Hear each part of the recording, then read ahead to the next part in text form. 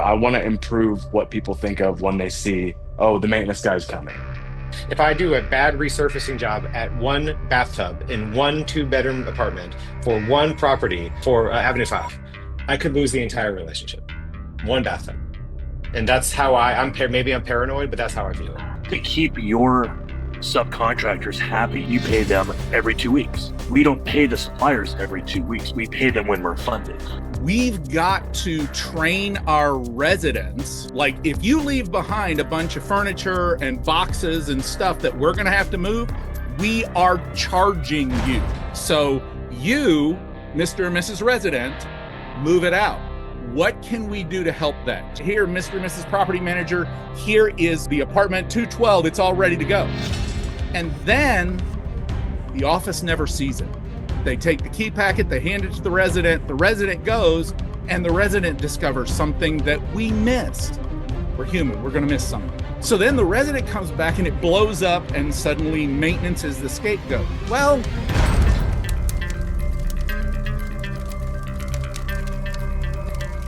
welcome. As a guest, we have Nick here. He is the CEO and founder of a turnkey company in the great state of Texas.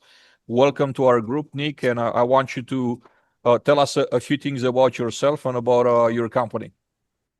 First of all, thanks for having me. I'd love to talk to a bunch of people that I'm trying to create a product that helps, that certainly know more about it than I do.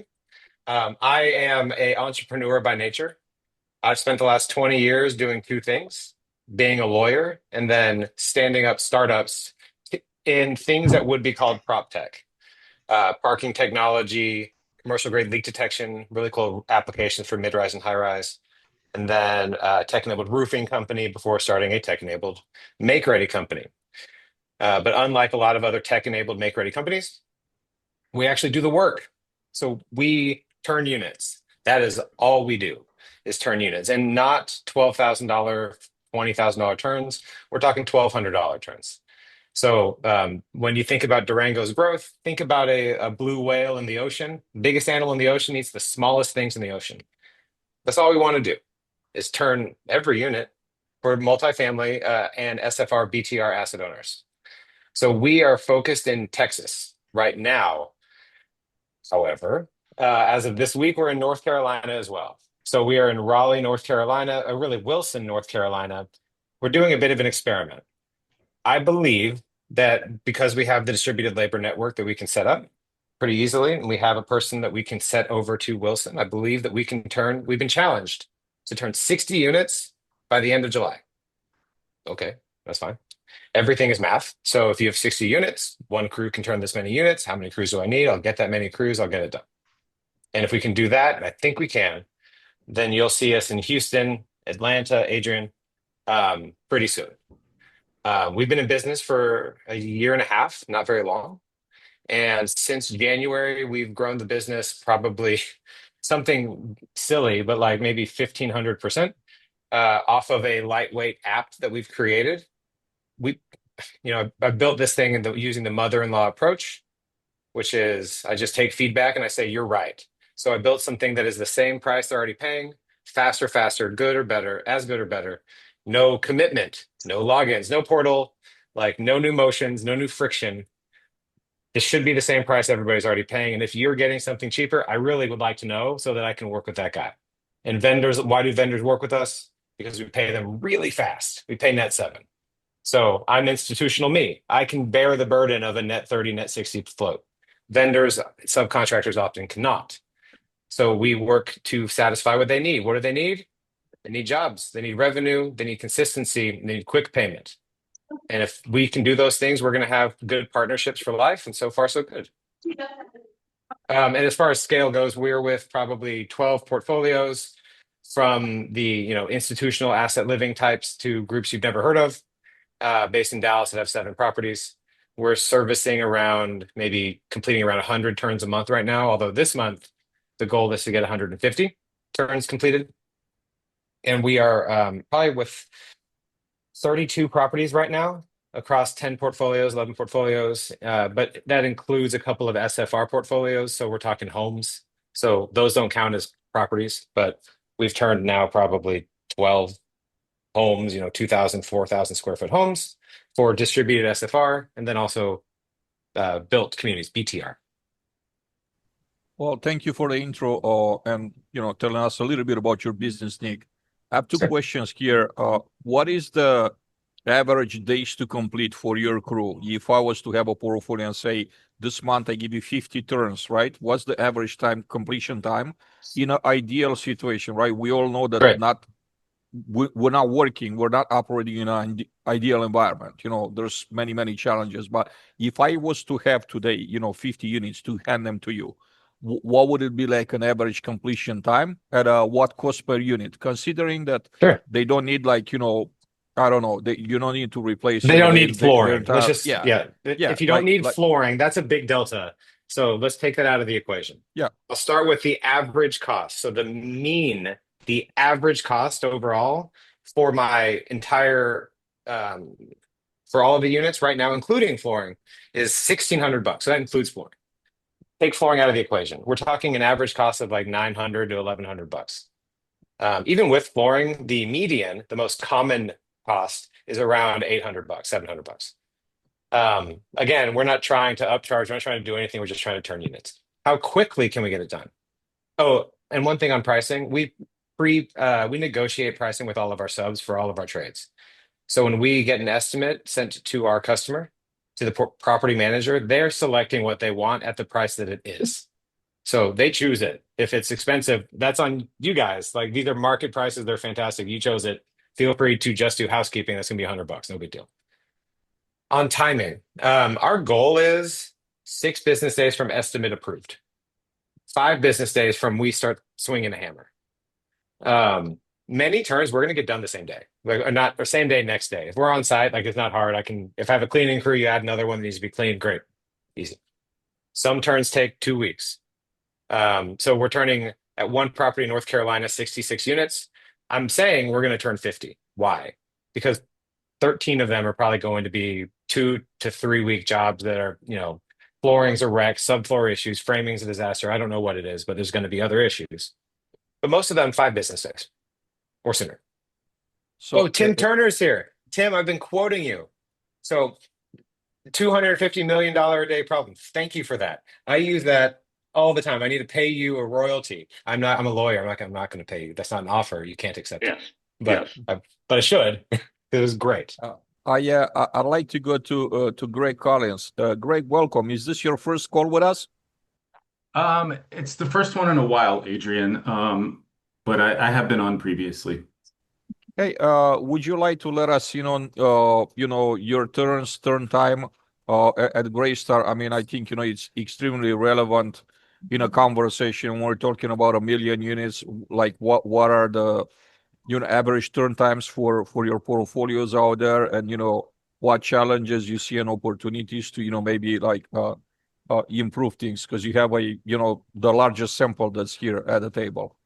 Yeah, so I represent Greystar's owned asset portfolio. So it's not, it's not the million units, 200,000 or so. So a lot of units. There's noise in our turn time data.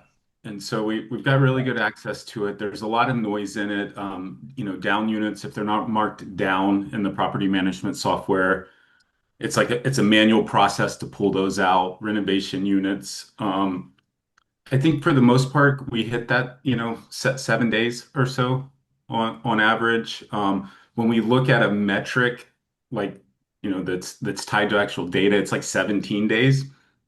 But that has a lot of units that are, 60-day flood units that take a long time to get back online. Carolinas, we perform the punch portion in-house. So paying for that is something that's hard to get asset management excited about, because I can obviously hire a technician to do that portion of the work for much less than what I would hire a company to do it for. We see for paint, flooring, reglazing, carpet clean, 750 to 850 on average when we look. Because those prices, so we have a menu of prices. I can share it later, but Our make ready punch list right now with materials included is around 420. Ranges 1 bed, 2 bed, 3 bed. But I should one of the values that we have here is that we're flexible. We don't mandate to our property management companies or asset ownership groups what you must do with Durango. You do not have to give us all of your properties at once. You do not have to give us all of the trades for every turn.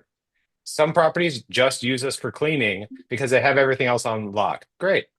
Like it's an easy process. I've got cleaners that need work. It's easy to get them engaged and they go over and they do the work and it costs whatever it costs, $100, $200. Um, but yeah, that's what we're finding as well. 750 to 850, the basic make ready, no punch. 400 or so labors, and you're talking labors and material, right? Correct. Yeah. Great. Same. All in. Like we try to be true turnkey. Yeah, and so on my end, asset management doesn't want to pay that $400 for the punch. I can hire a technician. It's going to cost me half that to punch the unit myself, and that's the hang up on turn time too. It's not the flooring companies and the cleaning companies that are kind of delaying the turn. We've got those well established in each market. It's availability of manpower at the property to do the punch is kind of my that's And that's my it's main so issue. subjective. It's particular to every property, and so you want to have your team do it. In fact, that's the thing where I say if you would like to have your team do the punch list, great. That's fantastic. If you want us to wait to do the cleaning after they're done, as we recommend, that's perfect. But if they're inconsistent on getting the punch done, we would prefer to get in and out. So it's kind of a little bit of a juggling act there. But that's what we see a lot is keep the punch on site. They know the materials, they know the kits. If I understand this correctly here, Greg, please correct me if I'm wrong. Asset management doesn't want to pay, right? Because they're thinking we could do this in house, but at the same time you have a lot of vacancy, and then we're like staff shortages. Let's just say for whatever reasons, and then although in theory the manpower is available, in practice you don't have enough bodies to actually be available to do the work. Therefore, to do this within a 5 working days or 7 calendar days. Am I stating this correctly? Correct. You've nailed it. One other thing I'm very curious about, did you run some numbers across your portfolio and see like how much vacancy loss you have month by month just by not doing these turns within like the 7 days, like everything that bleeds over beyond the 7 day mark, how much vacancy loss that translates into?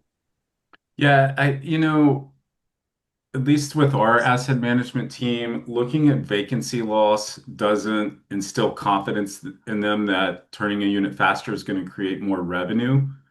We've transitioned more to where we're looking at kind of the days from move out to days to move in and what our turn time does around that. So we're trying to separate it and look at it.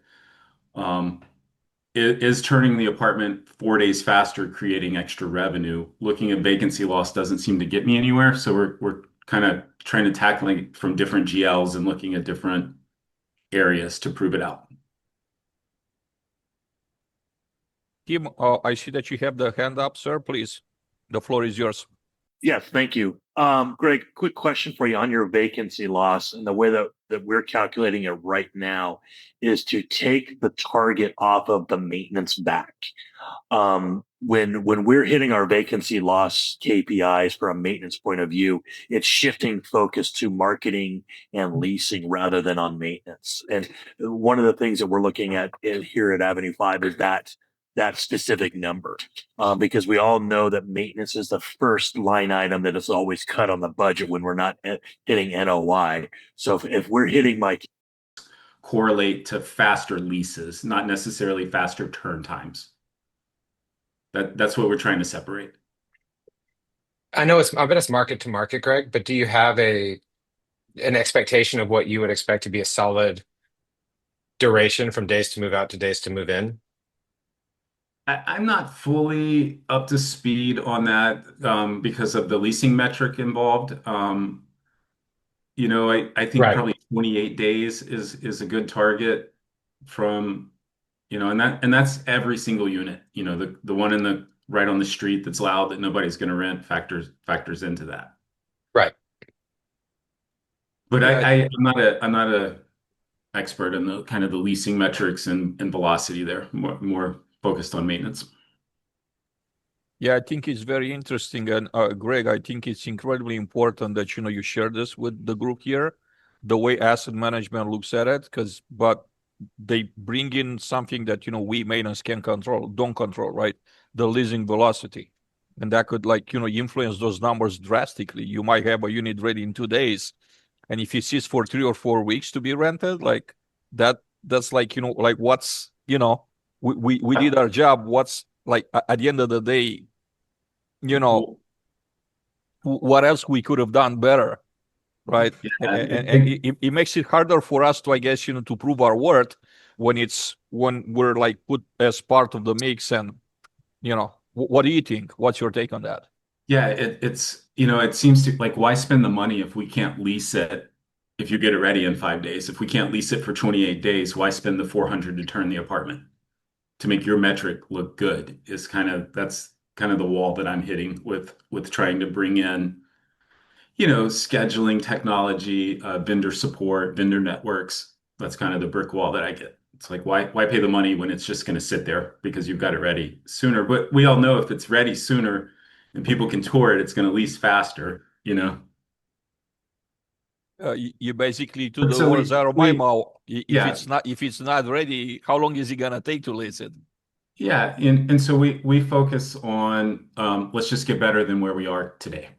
If we're at 12 days on average when we filter with all the noise in, let's try to get to 10, next month. Let's try to get to 9. Fair enough. Tim, I'd like to go back to you, and maybe you could share with us, some like what are your goals, what are your standards company-wide, the size of your portfolio, and what are the turn times that you actually see within your portfolio? Well, And right now we've improved from 24 to 25 by 50%. We were at 25 days on average last year, and we're at 12 days right now portfolio wide. Some of my properties have still not accommodated that, and we're at 32 properties and 6,200 units currently. And then again, that fluctuates because we're always adding and subtracting properties, so that sometimes the data is hard to mix. And it also gets a little bit skewed because of the lease ups that we have as well. But again, being able to improve just by following the matrix and following the data. Some of our properties and even our asset managers don't know what they don't know. We've pointed out to them what our vacancy loss has been for the maintenance side. And once we've pointed that out to them and how we've improved, then we can put pressure on the leasing and marketing teams to understand that we have leasable product. It's up to you to get people through the door to tour. But again, if you don't have the leasable product, then the target is put squarely back onto the maintenance teams. And for us, from a vacancy loss point of view, we have the ability to track it specifically from move out to move in, and we're able to divide that up between what's leasing and what's maintenance. We have a proprietary tool that marks that for us, and we can share that with the asset managers when they are saying we don't want to add any more marketing. That's one of the tools that we use. Josh, you had your hand up, sir. You're up next, please. Yeah, for us, that was a big shift for us for 2025 was, last year when we saw the matrix, our average turn time for a company was right around 36 days. It was very dirty because it included down units. One of my largest assets is going through huge plumbing projects and stuff like that are, units sitting down for 160 to 200 days. And so our leadership team kind of looked at it, the mentality, if we don't have the product ready, then they're going to go next door and try and lease. So they really understand that we had to try and make a push to really start getting product ready, no matter what the leasing volume was. Even if we weren't leasing in March, we still wanted to get everything turned, spend the money to get it turned, because when leasing season picks up, we have the product sitting there ready to lease. And for us, really, it was just talking about it. Me and my regional directors were very Excel heavy. So we love Word doc or Google Docs and things like that. And so what we started doing was having Monday meetings with our area directors and looking over the schedules. So Our goal is to have units turned within 7 days. That's from start to finish, from the time we get in there to the time we get out. Last week, for example, from our region, 9,500 units, we did 92 turns and we did them in about 14.6 days. Of those 26 properties, 12 of them were under 6 days with turning them in. And really, it just came down to talking about it and really showing them their schedule. So we have a Word or a Google Doc that shows when we have the paint scheduled, when do we have the final walk scheduled, and where can we shorten our time frame up. And what we noticed was we had a lot of CDs or property managers scheduling for us, and it was just backlogging us because if we were moving faster with the make-readies, we couldn't get the housekeepers of flooring done or whatever it is. So we turned 100% of all scheduling over to our service department, and now they're looking at everything. And so now what they're doing is we're giving them 2 days to essentially do the paint and the maintenance. And one of the things I've started to implement is all service managers on every single move out go in and walk the unit, and then they set a paint time. To paint this unit, it's going to take us 4 hours, 6 hours, whatever it is. And then for maintenance, same thing. Let's do a quick walkthrough on the unit, see how long it's going to take us to truly turn it. Because before, we were just at a 2-day make ready. But how do we get to that 2-day make ready? When we started to do it this way, we've learned that you can have a 6-hour make ready between paint and maintenance because the painting is only going to take 3 hours and the maintenance is only going to take 3 hours.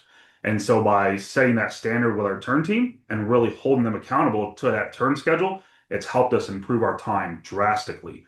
So, I mean, like I said, we've seen almost a 10-day, 13-day drop right now in the peak of the season than what our national average was last year and stuff. And so, and our biggest issue that we have is we probably have 60% of our move outs happening from the 25th to the 5th of every month. So really, once we get through those, we have a lot of units towards the middle and the back half of the month that they're getting those units turned in 3 to 5 days because as they're moving out, they're getting them turned. So our next step that we're doing as a region is we're trying to control our move outs. So if we allow 20 move outs a week or a month, then essentially we're going to allow 5 move outs every Monday. And that's how we're going to stagger future leases, is so that way on the first Monday, there's 5 move outs. On the second, there's 5. On the third Monday, there's 5. And on the fourth Monday, there's 5. And that way we can get them all done within a time within the right time frame and stuff. And we're not having this product carry over. So. Josh, I have a couple of curiosities. Well, the main one is around technology, right? You said that you and the team are Excel heavy. Do you not have technology to support that, in a better way to maybe provide that data with a couple of clicks versus you guys having to track it in an Excel format? That's the first one. And then the second one, you mentioned staggering, the move outs. Isn't your system build whatever, PMS software you use to do just that, to kind of randomly generate move out days that way? Or is it a manual process? Because I know that this staggering thing was around a number of years ago, and I think there's automation available to do that. So for the first one, for the first part, for the Google Doc, basically what we're doing is we're copying and pasting our data from our Yardi software. And what that's doing is we have our service managers are putting in a paint date, maintenance date, a housekeeping date, final walk date. And essentially what it's doing is it's calculating the days in between all that. And so if we have a move out on the first of the month, what is that final walk date going to be? And then so we have a standard based upon property size, the tiers and stuff.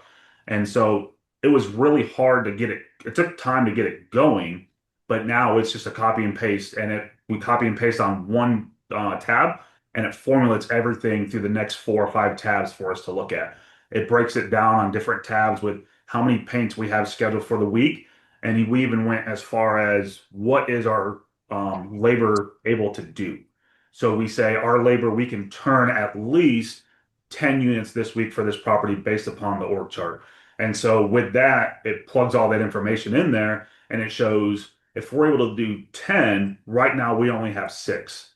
Where are we missing some units? Do we just not have them, or can we move some up, or do we save that space for evictions or skips? So now everything is just copy and paste and really quick for the data. It just took us some time to get it roll over and built. There might be some software out there, but my regional director, she's just really good at Excel and stuff like that. So it maybe took her a couple days to get it built, but then it took us several tries to kind of perfect it. As far as the lease staggering, from what we were told, it's just if you come in on today and you lease an apartment and we put it for 12 months out, it's going to expire July 9th of 2026. So if we have a real heavy move in, move out, whatever it is, and we have a big leasing week, all it's doing is it's setting those units for 12 months out. So what we're trying to do is set it out 12 months, 13 days, 12 months, 10 days, and try and basically manually control those. And that's been the hardest part is as maintenance, we get kind of pushed to the back and office, the response is it's too much work for the office to manually change that.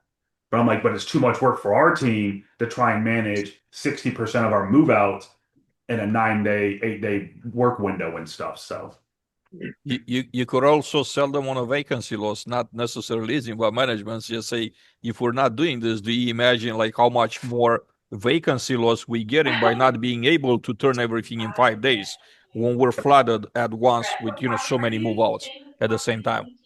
yeah, and that's what's nice about our Google Doc that we have is we can see what because the dates are in there are true dates of when vendors are coming, when we're going to walk it, so we can really see and we can see what the average is going to be for a block of make readies. So if a block of make readies, the average turn time is 8 days, then what we can see is what is our average vacancy loss on it? Is it 21 days? Is it 30 days? We'll know 22 of those days is from time of move out or time of make ready to the time of somebody moving in.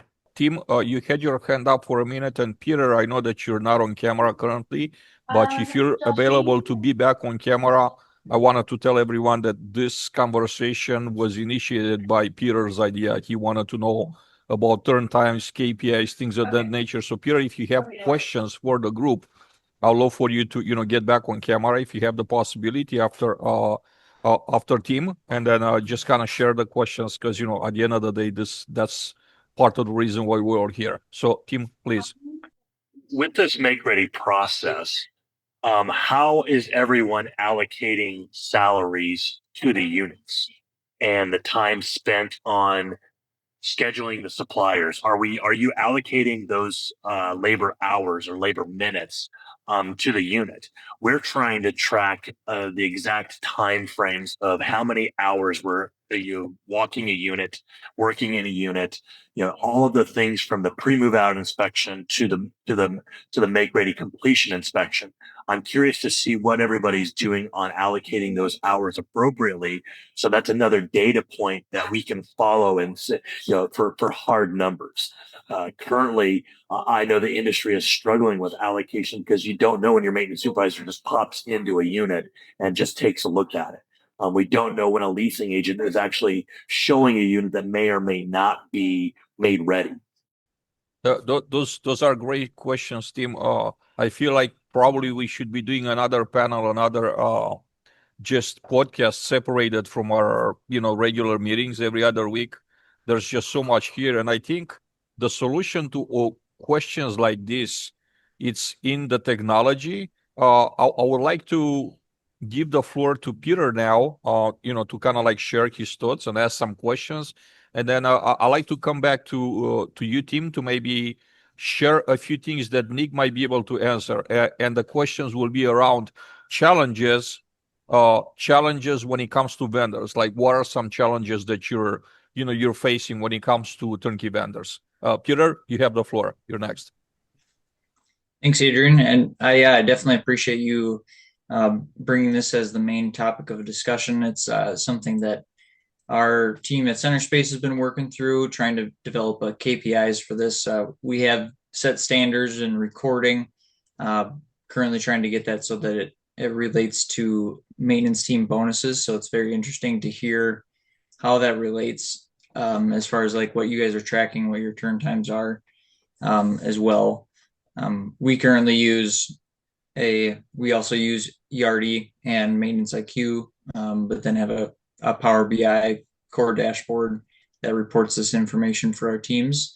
I've noticed that's been really beneficial for decreasing our turn time in the past year, but that includes what's the average cost to turn make ready days, and then percent that are made ready within 5 days, which is our goal. So yeah, our main goal is 95% of turns in 5 days or less. And that seems to be a tougher challenge than actually turning it in the amount of days, but it kind of gets after some of the units where you're talking about down units, water losses, or those really bad units that everybody comes across that are going to take several weeks. Yeah, I think you've done a great job of covering it so far. I think it's interesting hearing everybody's perspectives. Seems like there's a lot of people that are doing it very similarly, and then just a couple with variations that some good tricks and insights so far. Thank you. Peter, since since we have you here, what are some specific challenges when it comes to like vendors in the whole picture? Maybe Nick has some has some thoughts on that. Yeah, so we have like 6 different major regions.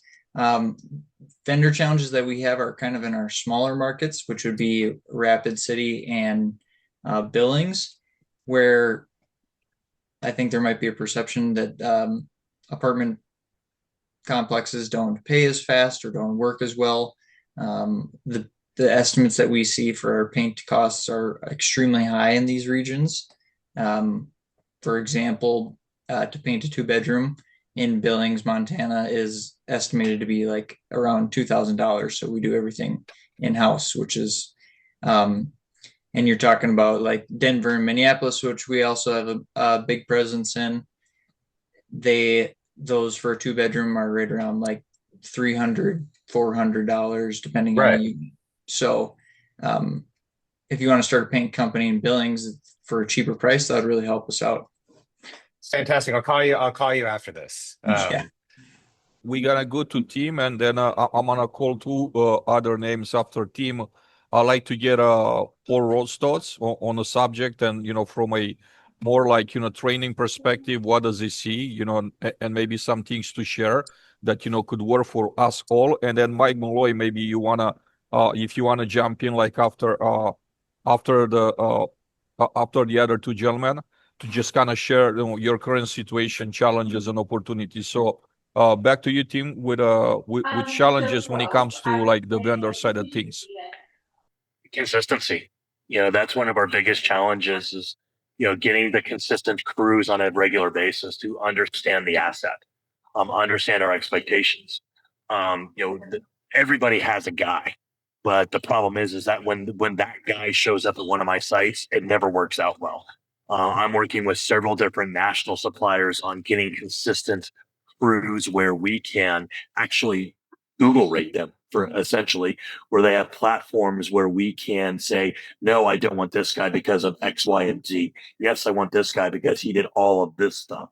And so we're some of our major suppliers are able to provide us that tech where we're able to go in and review these people and give them the hard details and document it and show the reason why we don't want certain people on site. We had a painter about 2 weeks ago show up on site that had his pants on inside out. And he's walking through my hallways as a representative of my company with his pants on inside out. And I asked him, he's like, well, I'm going out late. And I'm like, yes, that makes complete sense. But the consistency we have from the supplier vendor side of the crews is where we struggle. And it's no different than what we struggle with at in-house. Techs and supervisors. The labor pool is not very deep. We all know that. We all struggle with that. It's not just the management companies, it's the vendors. Nick, any thoughts on a subject? You're reading my mind. I was looking for the raise hand button. So, I mean, the way that we manage consistency of quality is by having a Durango employee we call it a site manager, but like think of a roving superintendent. They have a region, they're responsible for X amount of turns. We say 15 to 20 completed turns in a week across 3 or 4 or 5 or 6 properties. And yeah, that would never fly. Holy crap. But no, we have a similar approach that most of our properties are working with the same vendors because they are regionally based. Like if you're familiar with Dallas, they might be in Garland. Okay, great. I've got like 5 properties in Garland and then some in Richardson. You're going to get Jim or you're going to get Danny or Cindy's crew. Great. And that way you get familiarity. So the site manager is the person that the property manager can speak to. or the asset manager can email and say, hey, well, this wouldn't happen, but hey, is there a guy with his pants on inside out? And that gets corrected immediately. But really, it would be Jim, our site manager, meets with the vendor when he comes on site and says, here's your materials. Wait a second, what's wrong with your pants? Fix this. This is insane. So it allows us to be on site and kind of, we're operating for the benefit of property managers. Like this is not something for Durango to just make revenue. If it's about, pigs and hogs. Like we want to have a long-term relationship where we are actually making things easier and better for the property management and the property as a whole, which includes making sure that everything is representative of the asset and the property management portfolio. That's a shocking story. Like Avenue 5 is a real company. To think that a vendor would show up there and say, I'm going out later. Man, is his budget like $100 short that he wants to sacrifice everything to get one paint job so he can go out later? Crazy. It's lack of accountability, and it's lack of follow-up from his supervisors. That's one of the things that we've been asking for directly is, are you doing surprise visits when your crews are on site to see how they're dressed, to see what they're producing, to see, how they're parking in our parking lots, just the basic things of that nature. Oh, great comments. And I do. I just show up and say, hey, great to meet you. I'm the CEO of the whole company. Let's talk. Why do they do good work for us? Is because we pay really quick and they like getting paid. And we have a kind of a descending roster. If you aren't available, you go down here. If you don't do good work, you go down here. If you do good work a couple times, you go to some other list. We don't work with you anymore. And if this was 2019, it might be a totally different conversation. Oh, but absolutely. It's 2025. People are calling us looking for work. So it's a great time to be in this particular business. And it also gives us an opportunity to build up these vendors to say, look, we don't do the big renovations where we're doing $1.10 a square foot for paint. Like Durango's charging 24 cents to 28, 30 cents a square foot maximum, which means you're getting paid less. But you keep doing this work, you do good work, going to get you a lot of money and then a lot of skills. And then you can go paint exterior paint, new unit renovations, Class A properties, which we won't let you on until you've proven that you can do good work consistently. Because I'm terrified of that. Because like Tim, if I do a bad resurfacing job at one bathtub in one 2-bedroom apartment for one property for asset living or for Avenue 5, I could lose the entire relationship. One bathtub. And that's how maybe I'm paranoid, but that's how I view it. Well, it is good to be paranoid because that is a fact. And especially when you have, site level personnel who are under the more pressure that I am under, because I'm looking at it from a 30,000 point view and they're looking at it from a 3,000 point view. I value the relationship and how did we get to this point of a bad resurfacing? Let's fix that and then circle back and say, okay, what happened? Was it bad product? Was the tub not prepped correctly? There's a lot of different circumstances that can go into that. But to Peter's point, with the pricing, and the invoice payments, I preach to my teams all the time to have the tough conversations with vendors of when you provide us your invoice dictates when we're going to be able to process it. Vendors don't care when our sites are end of month prepping. They don't care. They want to get paid. We are not net 30. We are not net 45. On a good day, we're net 60.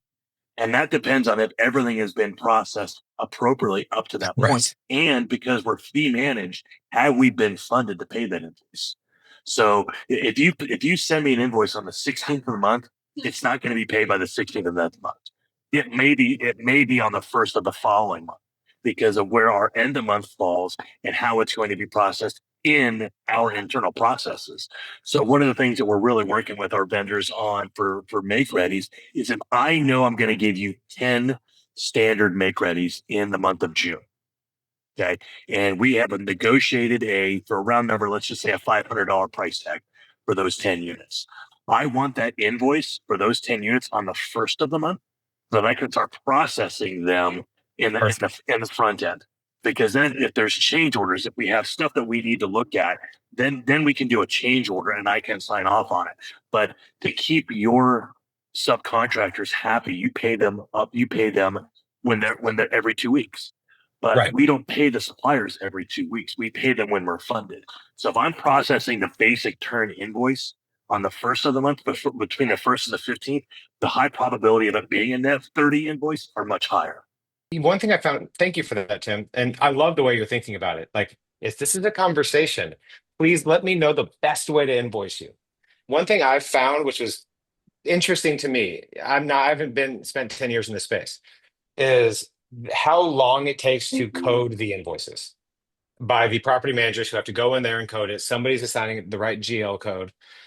So one thing that we're doing at Durango, because it's low hanging fruit in the age of AI, is that I can understand. I know your GL. If you give me your GL ledger, I can give you an invoice that is pre-coded. Because why am I doing it? Because I could say your property managers have more than enough to do. I could say I want to get paid quickly. Whatever I can do to get paid quickly, I'm gonna do. And if it costs me 75 cents an invoice, which is what like this one partner organization is going to charge me to do it until I can do it myself, great. 75 cents is fine.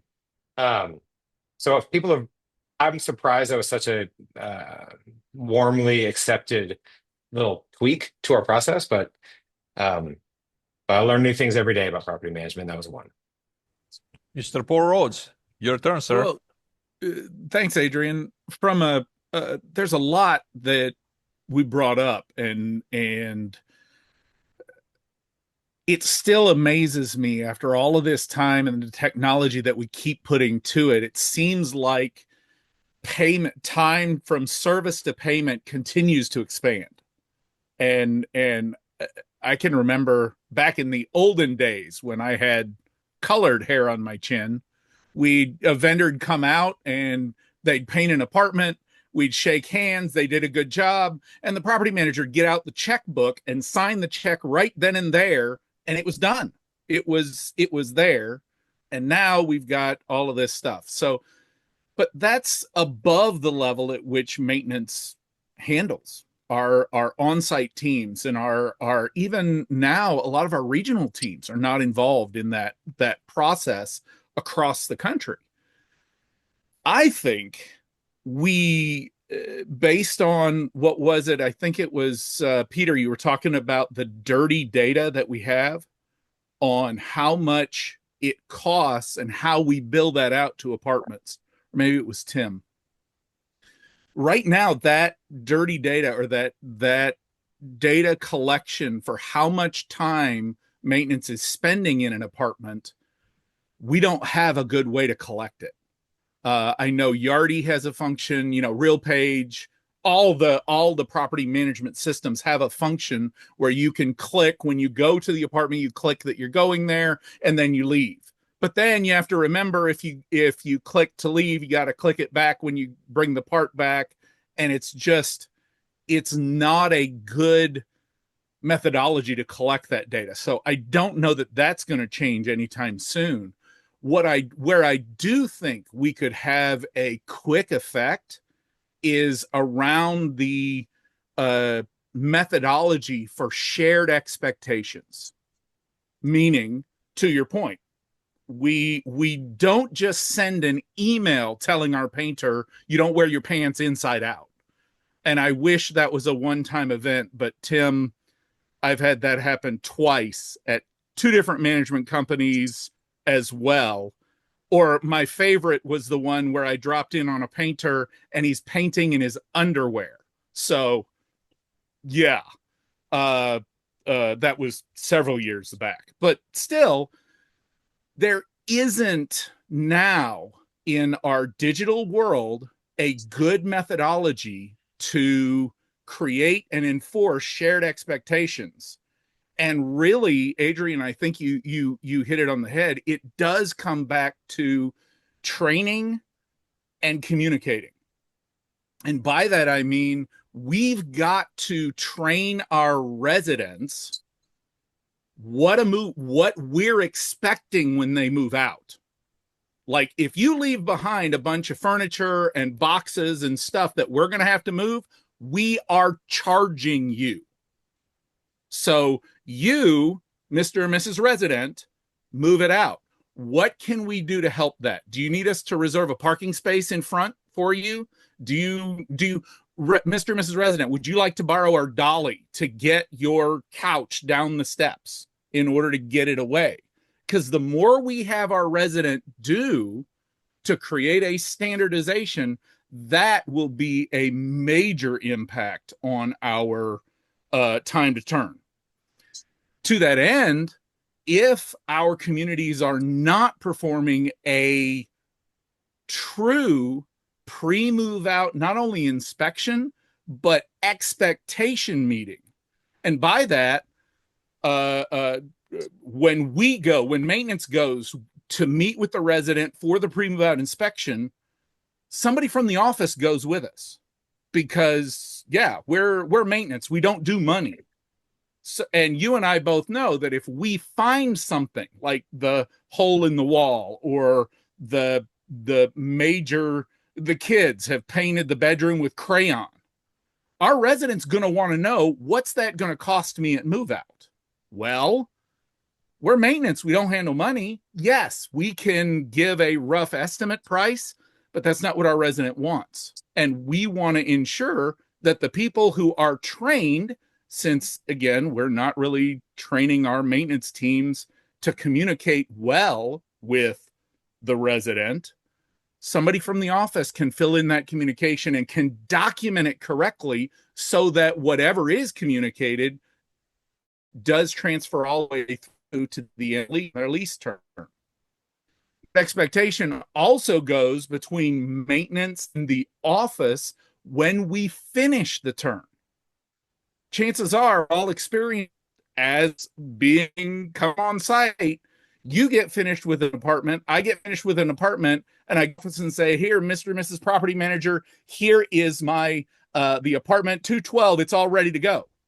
And then the office never sees it. They take the key packet, they hand it to the resident goes, and the resident discovers something that we missed. We're human, we're going to miss something, but we missed it. So then the resident comes back and it blows up, and suddenly maintenance is the scapegoat. Well, let's make sure that we all have one expectation. Yes, maintenance finishes it, we say it's done, then the office goes and double checks. And if we miss something, let's communicate back and forth on, look, at this property, we need this expectation met all the time. And we solve that problem together. So it's a two-way street communication. And the other piece is we've got to make sure that we are sharing best practices with our office and accounting, and that we come up with one answer. A big example of that is resurfacing. You know, if we need to resurface a countertop, what it actually is the cost of replacing that countertop versus resurfacing it. My opinion, and the vendors I worked with back when I was directing maintenance at the property, within 2 years, there was a return on investment of replacing the countertop as opposed to reglazing it or resurfacing it. Because once you resurface a countertop, you have to resurface it every single move out, and it collects every bit of dust again. So I had found a vendor that with the countertop, it was more cost up front, but since I was charging my resident for damage on the countertop, it was actually in my benefit to replace a countertop instead of resurfacing it. Now, that's just an example. The only way that works, though, is making sure that we have that two-way communication between us and our office and us, so that we become that closer one team as a whole. I think that's where the biggest area we can do from an expectation standpoint. Not only that, it would be a really good idea for us to model the turn behavior we're looking for out of our maintenance technicians. You know, you don't put new caulking over old caulking. So we can say that, we can send an email, we can send a text message that says that's the standard. Let's talk about how to actually do that. Use a 5-in-1, use the tools, whatever it is. And we model how to do that and then show that expectation with our technicians all the way across the board. So there's a lot there. There's a lot to unpack here, Paul. I just want to add a little piece one more piece when it comes to like setting the expectations. And that piece would be, I implemented this with a couple of companies like work for. On a moving date, we made it mandatory for a team member from leasing and a team member of maintenance crew to go together and actually walk the apartment with the resident to look at look at everything. And not only that, but everything that the residents found that the maintenance team might have missed, the maintenance team member was tasked with resolving them on a spot. Well, of course, unless there was a crack on a wall, they couldn't fix on a spot. But if there was something maintenance punch related, they were tasked with like running to the shop, getting the parts, and like, fixing it on a spot. It also created like this, team type of environment between leasing and maintenance, and also helped the new resident putting faces to names, right? So when they have that 2 o'clock GFI reset, 2 a.m. GFI reset, they wouldn't pick up the phone. They'll think twice before calling because, they know Jimmy is a real person. He has a family because they saw Jimmy. And like, oh, we could wait until the morning, right, before we call Jimmy on emergency line. I like to go to, first Mike Malloy, because he was next. And then I know the team wants to intervene. But before team, we also had Darren that had his hand up. So Mike Malloy, would you like to share some feedback on how you guys, doing, your average turn times, KPIs, and also challenges and opportunities when it comes to your turnkey Sure. experience? Yeah, thank you.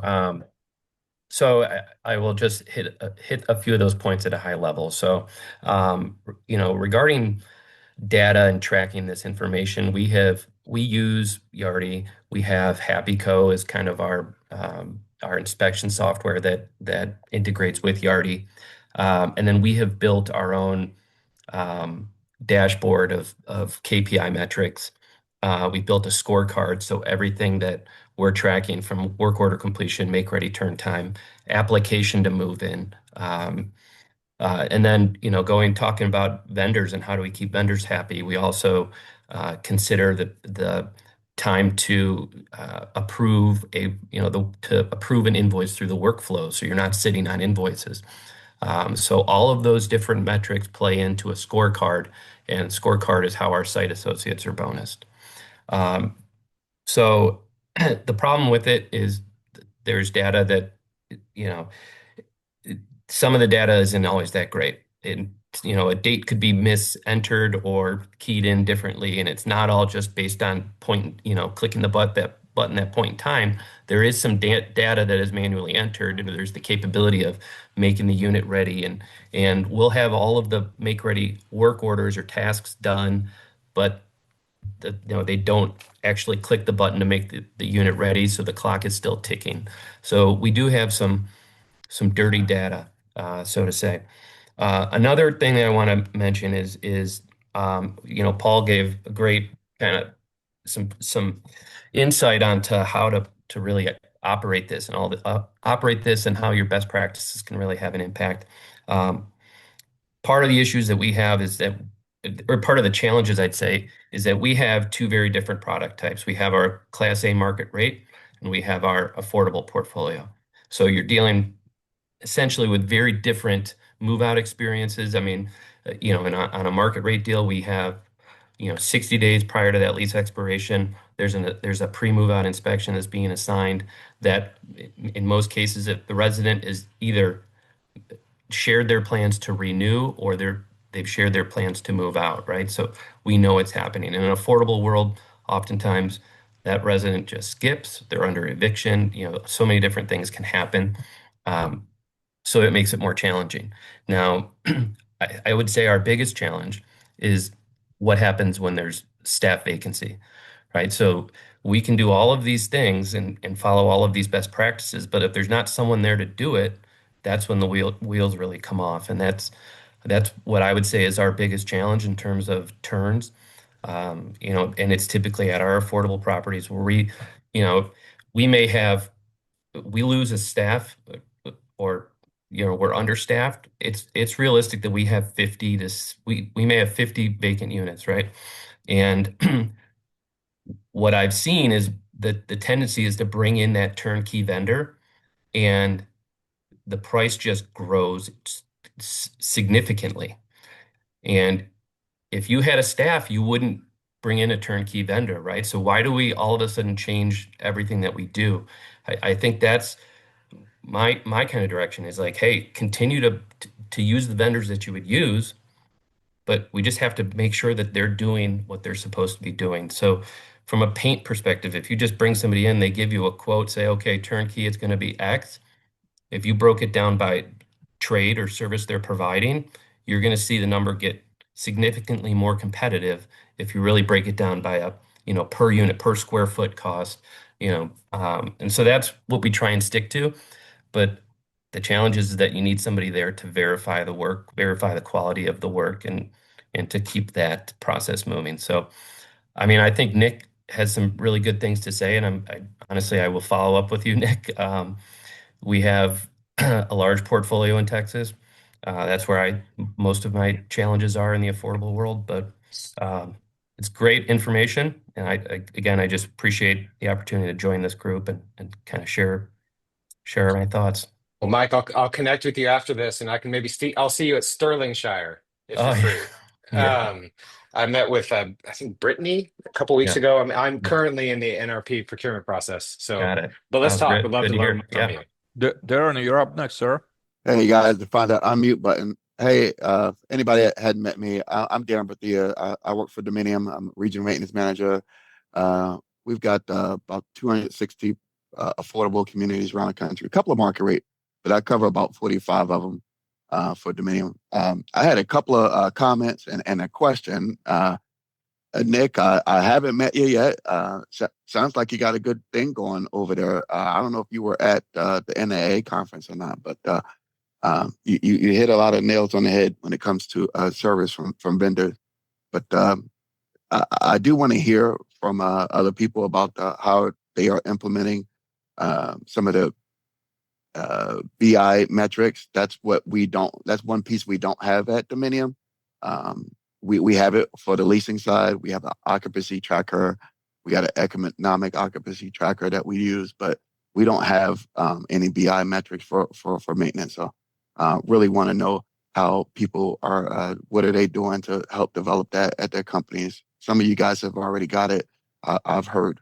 But one couple things that Dominium does well on the apartment turns, a lot of people said this, but the pre-move out inspection is critical. And even on the affordable side, I know, I think it was Tim who was last, he was saying, man, sometimes you have skips, you have people getting evicted, and that's very well true.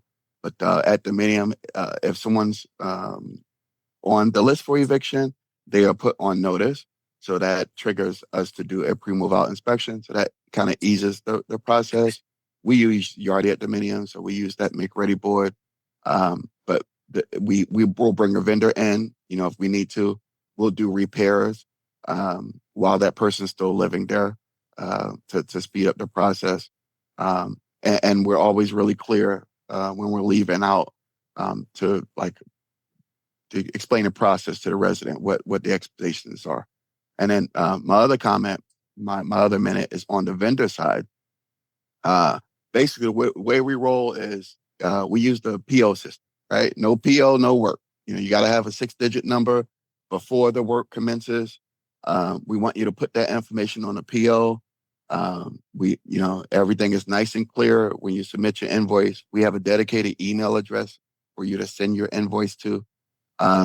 With all these big companies, they're all the same. Net 45 is kind of the sweet spot for most of these companies. I will say that third-party management companies, the bad ones, sometimes they give the industry a bad name. Somebody had mentioned that earlier in the conversation. They're really the culprit with payments in my career anyway. Sometimes there's not much skin in the game to get the vendor paid on time. But that's some of the things we do to help the process. And then the last thing I'll say is we also have a vendor conduct letter that we have the vendor sign before they come onto our property, and it covers some of those things like walk around with your pants inside out, or smoking on a property, or walking outside of your designated work area and stuff like that. The expectations are very clear before your company gets on site. Thank you, Darren. We had someone that's been very active, but not vocally here, but in a chat box. Mr. Zoom user, why don't you introduce yourself to everyone here on a call? Sorry about that. Just had to get mine unmuted. My name's Tyus Price. I work with Asset Living here in Colorado, and I'm I just became one of the new service managers for them. You have a great future ahead of you. I love to have you on a podcast, and I love for you to keep coming back to our meetings. You already provided a tremendous value here. I saw a lot of great reactions to your comments, and we would love for you to comment in person as well. You're welcome here. It doesn't mean that just because you're a service manager, you don't have a place at the table. That's exactly why we want to bring in people like you, because before you're going to be a director of VP of maintenance. So. I mean, that's the hope. I don't know, maybe just really big ideas in how to do it, how to go about things, not necessarily changing, but just better, standardize, and just I want to improve what people think of when they see, oh, the maintenance guy's coming. Thank you again for participating. I love to chat with you about if you wanna shoot me an email to set up a podcast. I love to do a podcast with you on a side. Absolutely. And Tim Turner, let's as we were past the top of the hour, Tim Turner, I know you raised the hand at some point. We're going to wrap up with your comments or your thoughts, and I promise that there's been a lot of activity today and a lot of great conversations. 2 weeks from now, I want to say that I want to do a second episode just on this, because I feel that even though we had great comments and thoughts here, we were just barely scratching the surface on the subject. Thanks, Adrian. One of the things touch on Paul's comment about caulking and things like that, and we've got a big initiative to not manage down to the quality of the property or maintenance the quality of the property, but to maintenance and manage it up. If it's a C-class, tax credit, light tech, whatever, the control we can control. If there's a bad drywall patch, let's fix the bad drywall patch. Let's deliver the best product, whether it's a Class D or a Class A property, because those are our controllables. And a lot of our guys that start out at a low income property and aspire to be at an A-class property need to have those skills where they can hone them on the low income property, because the expectations aren't as high. But having the non-managing down and managing up delivers a better product, and it also has a better finished product for the resident moving in. That way you're also delivering the better product. So maybe you're flipping the rent roll rather than maintaining the bad resident rent roll that you currently have.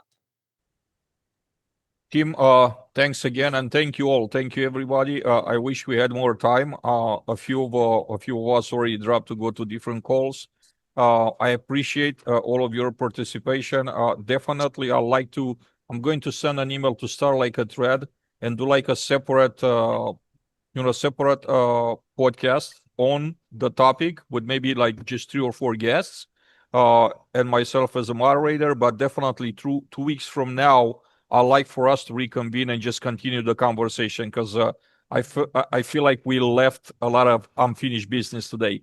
Thank you all very much. I hope to see you in a couple of weeks, maybe more of us together, and I hope you have a great rest of your day. Thanks, everyone. Thanks, Adrian. Yep, hope everyone has a good one. Stay cool.